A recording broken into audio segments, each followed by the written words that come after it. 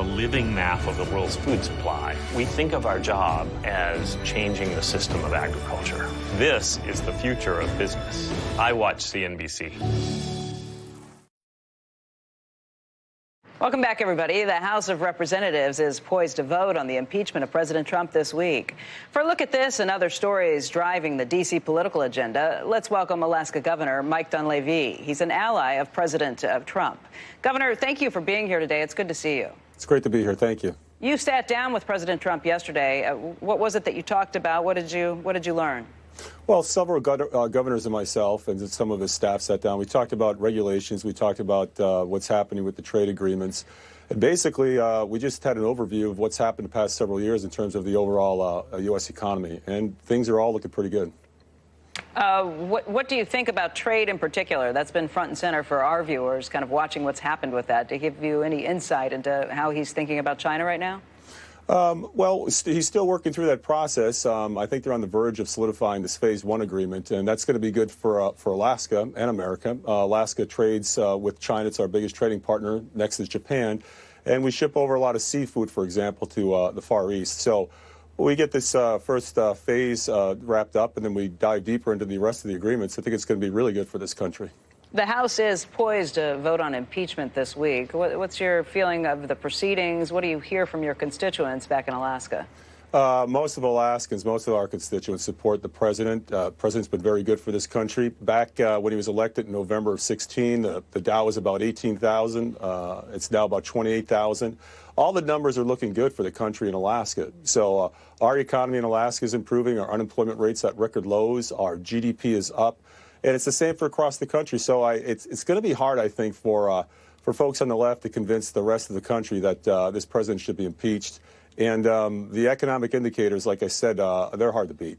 You know, the country has gotten much more divided, and people seem to be digging in on both sides. You yourself faced a recall vote back in Alaska, in your home state. What do you think's happening here? And as a governor, how do you kind of work with this and try and find a way to build consensus on both sides?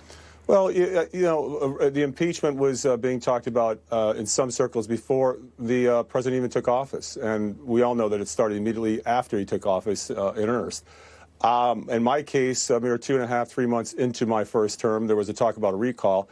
And this was spearheaded by folks initially on the left that were not happy with the election results, did not want a certain agenda implemented in Alaska. We're going to be making sure that we get out and speak to all Alaskans during this legislative session and talk about the good things that are happening in Alaska and get input from Alaskans on how we can fix some of the things that we need to work on. Do you get the sense, though, that things are getting more divided, that people are kind of digging in on the trenches on either side?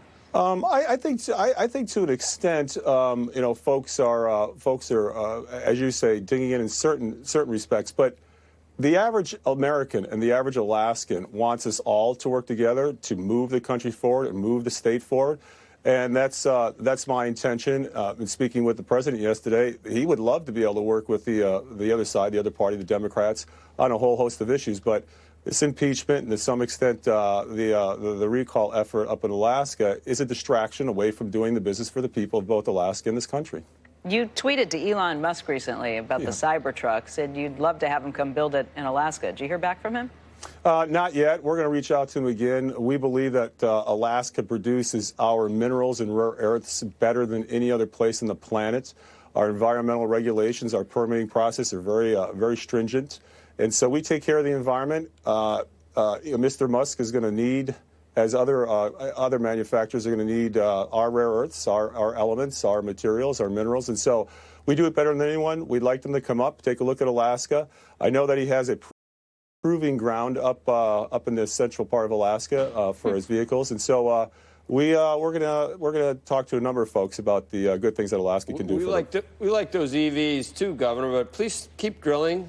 Drill, baby, drill. Who said that one time? Somebody said drill, baby, drill. You keep doing that, right? I mean, don't drill.